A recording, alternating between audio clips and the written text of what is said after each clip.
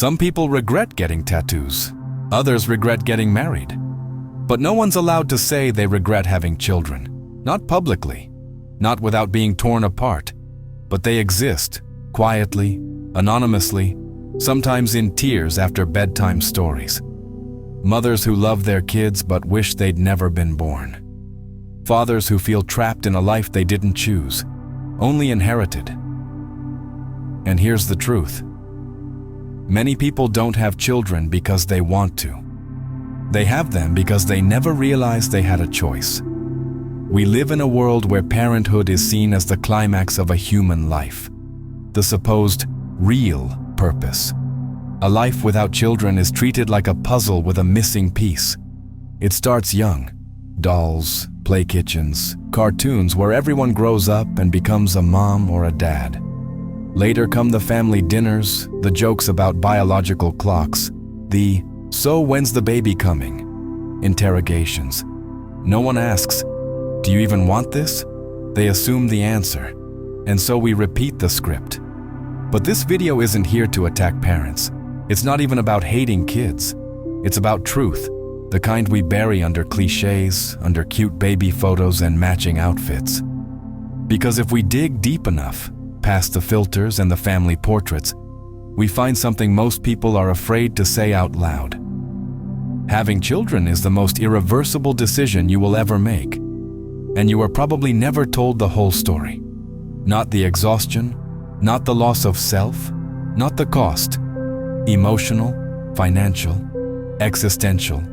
Not the fact that once you say yes, you never get to take it back. In the next chapters, we'll go beneath the surface. We'll talk about the lies we were sold, about love, legacy, fulfillment. We'll talk about the parents who quietly wish they had stayed child-free. We'll talk about what it really means to bring a child into this collapsing world. And most importantly, we'll talk about why choosing not to have children is not selfish, but might actually be the most ethical, conscious decision anyone can make today. No sugarcoating, no sanctimony, just truth, the kind no one wants to hear. No one tells a child that having children might ruin their life, but they will give them a baby doll and say, "Practice being a good parent."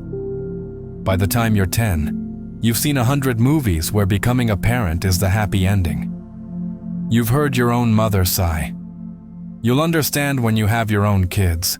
You've watched strangers praise pregnant women like saints. Parenthood is not presented as a decision, it's a destiny. But here's the quiet violence of it. If you don't want children, people assume there's something broken in you. Society doesn't invite you to become a parent. It demands it. It wraps the demand in poetry, religion, and Instagram captions. You'll never know true love until you're a parent. Having children gives life meaning. Family is everything. These are not harmless phrases.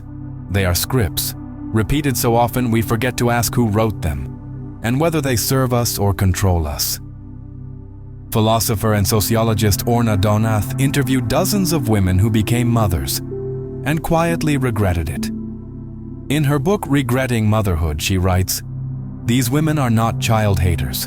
They are not mentally ill. They are not selfish. They are simply people who became mothers because that's what they were told they should do, and then discovered a life they could no longer escape." Their love for their children is real, but so is their grief for the life they lost, and no one gives them space to talk about it. Our culture doesn't allow for complexity. Motherhood must be holy. Fatherhood must be proud. We don't let parents say they're drowning. We don't let them say they feel erased. We shame them into silence. But what if we told the truth before the child is born, instead of after? What if we asked, clearly, do you want a child? Or do you want purpose? Do you want to raise someone? Or do you want to be needed? Are you choosing parenthood? Or just avoiding loneliness, guilt, or the fear of missing out? We don't talk about the social conditioning behind parenthood, but it's there, in every layer of culture. Religious guilt, Be fruitful and multiply. Gender roles. A woman without children is incomplete. A man without a legacy is wasted. Family pressure. The silent expectation that you owe your parents grandchildren. Romantic ideals. That a baby will bring you closer or save your relationship. But none of these are good reasons to create a life. Because what we're really doing is pressuring people into a 24/7, irreversible role based on myth, not logic. Real stories show the cost. A woman in her late 30s says, "I had a child because everyone said I'd regret not doing it. But now I regret doing it. And no one prepared me for that." A man admits, "I never wanted kids." But she did. "I didn't want to lose her. Now I've lost myself." These aren't failures of love. They are the product of a society that treats reproduction like default and discourages people from thinking deeply about the most serious choice of their lives. The tragedy is that no one benefits from this lie. Not the parents and not the children. Because when a child is brought into the world to fulfill someone else's expectation, they grow up carrying a debt they never agreed to owe. What if they don't become your meaning? What if they don't fill your emptiness? What if they grow up and feel your regret in every sigh? Philosophy isn't here to kill joy. It's here to ask, is this joy real or manufactured? Orna Donath doesn't say motherhood is bad. She says forced, unconscious motherhood is. And the real revolution begins when someone, anyone, dares to stop and ask, who am I doing this for? You are the only person in your child's life who made the decision that they should exist, and they will live or suffer the consequences of a choice they never got to make. That is the brutal asymmetry of parenthood. You choose for them. They pay for it. We don't think of it this way because we're taught that having a child is a beautiful gift. But gifts come with receipts. Life doesn't. Once a life begins, it cannot be unchosen.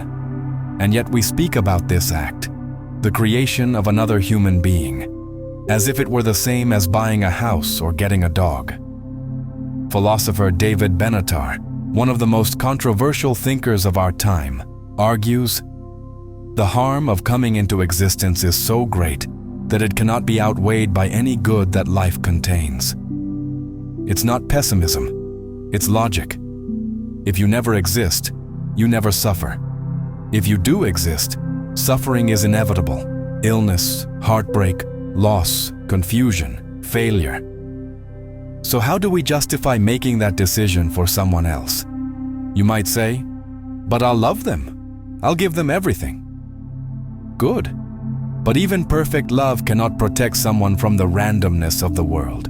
From genetic illness, from car crashes, from mental breakdowns, from loneliness, from you. Yes, even you. Because parents hurt their children, even when they love them, through pressure, through neglect, through projection, through the quiet pain of not being fully healed themselves.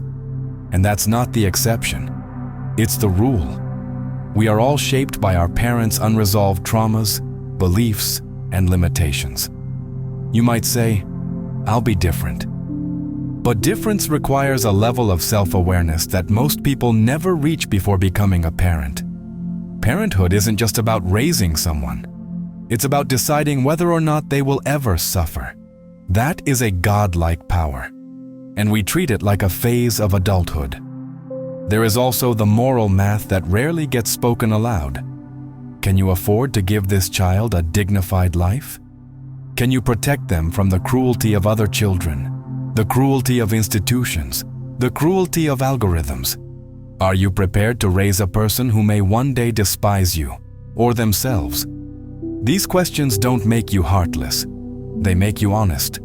In the global north, raising a child to 18 costs anywhere from $250,000 to $500,000.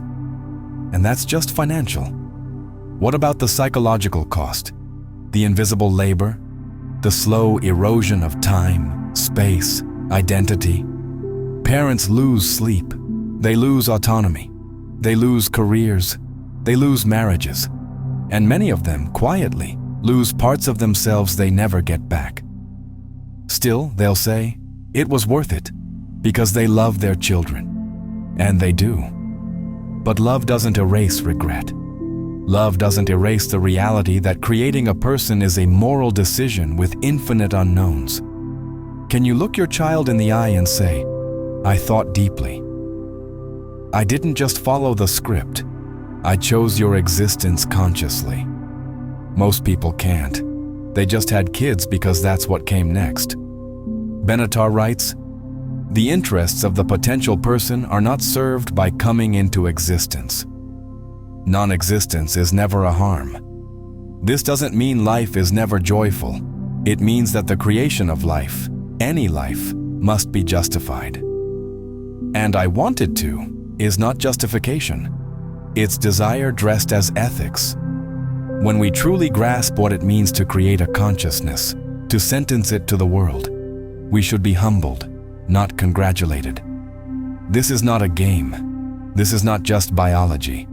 This is a person who will suffer because you decided they should exist. Is that a decision you've really made, or one you've inherited? If your house was on fire, would you bring a newborn inside? Now ask yourself, what is the world, if not a burning house with no exit? The climate is shifting in irreversible ways. The oceans are acidifying, crops are failing. Mass extinction is no longer a forecast. It's history in real time. And yet, we are still hosting baby showers like nothing's happening. There's a strange silence around this, a willful amnesia. We post sonogram pictures while cities flood. We plan gender reveals under orange wildfire skies. We talk about starting a family, as if the world we're starting it in isn't unraveling. This isn't hysteria, it's data. The IPCC warns that climate-related disasters will increase exponentially in coming decades. The UN calls the coming decades a code red for humanity. Young people today are more anxious about the future than any previous generation in recorded psychological studies. And yet, birth rates in many places remain higher than logic would suggest. This is not about pessimism. It's about realism. We are bringing children into systems already collapsing. Economic, ecological, psychological. Take housing, take healthcare, take education. In most countries, these systems are strained to the point of failure. Now add the future pressures of climate migration, resource scarcity, political unrest, and AI-driven labor collapse. What are we really preparing children for? There's a name for the emotional reckoning this creates: climate grief. And it's growing. Movements like Birth Strike, founded by women who refuse to have children because of ecological collapse, are not fringe. They are rational responses to a collapsing timeline. Philosopher Patricia MacCormack argues in the Ahuman Manifesto, choosing not to reproduce is no longer a personal choice. It is an act of planetary empathy. Not because children are the problem, but because the world no longer guarantees a livable future for them. Some people push back with hope. They say, but if good people don't have children, only the bad will. Or, we need kids to fight for the future. But children are not activists. They're not soldiers. They're not your second chance at saving the planet. They're vulnerable beings who will bear the brunt of consequences they never created. You're not giving them a mission. You're giving them a sentence. We romanticize parenthood as planting seeds for tomorrow. But what if the soil is poisoned? We used to say, children are the future. Now, the question is, do they have one? And if they do, what kind of life are we offering? A life of heat waves and blackouts. A life spent fighting for water. A life where food is a luxury and peace is a memory. These are not dystopias. They're projections grounded in today's trends. The question is no longer, can I raise a child well? It's, Should I raise a child at all? In this era, people used to have children for security, for lineage, for love. Now, the act feels more like a faith leap into smoke. Is it courage or denial? Because to have a child now is not just to create life, it's to place that life directly in the path of collapse. And still, the silence persists. Because the truth is unbearable. Bringing a child into today's world might be the most reckless or the most delusional thing a person can do. Not because life is worthless, but because we've made the future nearly unlivable. If life is so beautiful, why do we have to be forced into it? No one asked you if you wanted to be here. You just appeared, naked, crying, dependent. And from that moment on, you've been trying to survive pain you never agreed to feel. This is not a poetic exaggeration. It's the core of antinatalist philosophy, a framework that doesn't hate life, but questions the morality of creating it. David Benatar, in his book Better Never to Have Been, lays out a disturbing but clean logic. Coming into existence is always a serious harm. Not coming into existence is never a harm. Here's what that means. If someone doesn't exist, they don't suffer. They don't crave. They don't mourn. They don't age. But once they exist, suffering is inevitable. So why do we keep creating new sufferers? You might say, but life also contains joy. Of course it does. But antinatalism doesn't deny happiness. It asks if it justifies imposed suffering. Would you gamble someone else's life, their traumas, their failures, their future cancer diagnosis, just because there's a chance they might laugh on a summer night someday? That's what reproduction is. A one-sided wager where you place the bet, and someone else pays the price. No one creates a child for the child. They create it for themselves. To feel love, to feel needed, to feel complete, to satisfy a partner, a parent, a religion, a culture.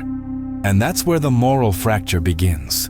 The child becomes a project, a product, a solution to a problem they didn't cause. This is not nihilism, it's ethical clarity. When someone says, "I want to have a baby," we rarely ask why, or what gives them the right. We don't question the desire to create a person with cancer in their future, or heartbreak, or war, or rape, because we've normalized the worst gamble in existence. And when it doesn't go well, when the child suffers, hates their life, hates their parents, no one blames the root cause, the choice to create them. Benatar explains this asymmetry like this. The absence of pain is good, even if that good is not enjoyed by anyone. But the presence of pain is bad, even if it's accompanied by pleasure. In other words, not being born spares you pain. Being born guarantees it. So why is birth considered a gift? In most areas of ethics, we prioritize informed consent. You don't operate on someone without it. You don't sign them up for trauma without a choice. But childbirth violates this rule every single time. You can't ask a non-person if they want to become a person. You can only decide for them, and then justify it with hope, or culture, or love. But hope isn't consent. Love isn't consent. Biology isn't consent. And if we remove consent from the equation, what remains is force. This is where the argument turns uncomfortable. Because it isn't just about parenting, it's about existence. And once you accept that no one consents to life, you have to face a deeper truth. We are all victims of someone else's hope. Some make peace with it. Others spend their lives in therapy trying to undo the damage. Some don't survive it. And still, we keep creating more. Antinatalism doesn't say life is worthless. It says it's too serious to be handed out like candy. To create a life is to take an irreversible moral risk on someone else's behalf. And in any other context, that would be called unethical. Some people end family trauma in therapy. Others end it by refusing to pass it on. Not every act of love looks like creation. Sometimes love is a full stop, a refusal, a boundary, a bold declaration, "It ends with me." We are taught that breaking the cycle means becoming better parents than the ones we had. But there's another way, one nobody talks about. Choosing not to have children at all. This isn't about bitterness or defeat. It's about lucidity, about the rare, radical clarity to say, "I don't need to reproduce to be complete." A childless life isn't empty, it's unwritten. And that blank space is sacred. It can be filled with art, with service, with movement, with stillness. With relationships freely chosen, not inherited by DNA. We've been conditioned to believe that choosing not to have children is selfish. But look closer. What could be more selfish than creating a person because you're afraid to be alone? Because you need meaning? Because you want a legacy? A child is not a retirement plan, not a future caretaker, not your second chance. A child is not a solution. And once you stop trying to solve yourself through someone else, you begin to see the shape of real freedom. Philosopher Theophile de Giraud, in The Art of Guillotining Procreators, offers this haunting reflection. The chain of suffering has been passed down for centuries, not because no one cared, but because everyone was too afraid to stop. You don't need to continue your bloodline. You don't need to replicate your trauma. You don't need to inherit a script written before you were born. You can write something else entirely. There's a generation now, quiet but growing, who are choosing child freedom not out of cynicism, but out of clarity. They see the state of the world. They see the truth of suffering. They understand the weight of existence, and they choose not to impose it, not because they don't value life, but because they value it too much to create it casually. And contrary to what society tells them, these people are not sad, broken, or empty. They are whole. They are building meaning in ways that don't require someone else's birth certificate. They are ending ancestral curses. They are healing sideways through friendship, art, advocacy.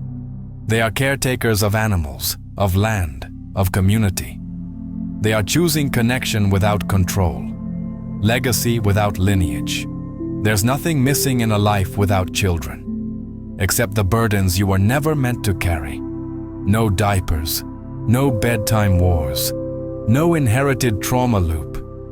Just space to think, to grow, to become someone who isn't split down the middle by sacrifice. And when you walk away from the altar of compulsory parenthood, something strange happens. The pressure fades, the noise dulls, and in its place, a quiet voice emerges, your own. That voice doesn't need to pass itself on to feel real. It just needs to be heard. And finally, it can say, I broke the cycle. Not because I hated life, but because I finally started living mine.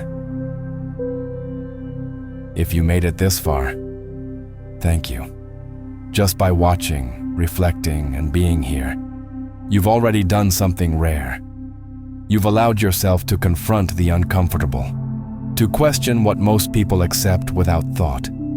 That alone is powerful, and it's more support than you realize. But if you feel this message matters, if it hit a nerve, stirred something inside, there are a few ways you can help it reach further. You can become a member of this channel, join a growing community of critical thinkers who aren't afraid to challenge the norm. Members get early access, behind-the-scenes content, and deeper conversations beyond the public space. It's not just perks, it's participation. Or, if you'd like to leave a direct thank you, you can tap the Super Thanks button. Every gesture, no matter how small, helps this message keep going, louder, sharper, and farther. And yes, sharing this video, commenting, letting others know it exists, that's real support too. Whatever you choose, know this: you're part of something rare. a space where truth is uncomfortable, and that's exactly why it matters. Thank you for standing here with me. Let's keep breaking the silence together.